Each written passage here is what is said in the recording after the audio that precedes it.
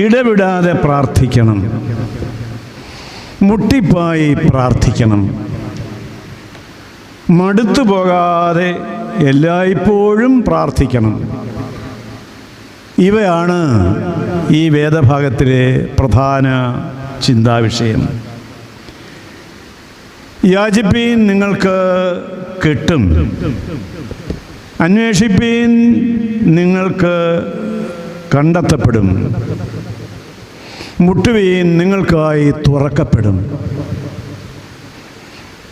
ഇതിൻ്റെ ഒറിജിനൽ ഭാഷ യഥാർത്ഥത്തിൽ വിവർത്തനം ചെയ്താൽ യാചിപ്പീൻ എന്നുള്ളതിൻ്റെ പകരം യാചിച്ചു കൊണ്ടിരിപ്പീൻ, നിങ്ങൾക്ക് കിട്ടും; അന്വേഷിച്ചു കൊണ്ടിരിപ്പീൻ, നിങ്ങൾക്ക് ലഭിക്കും; മുട്ടിക്കൊണ്ടിരിപ്പീൻ, നിങ്ങൾക്ക് തുറന്നു കിട്ടും. എന്താണിതിൻ്റെ അർത്ഥം?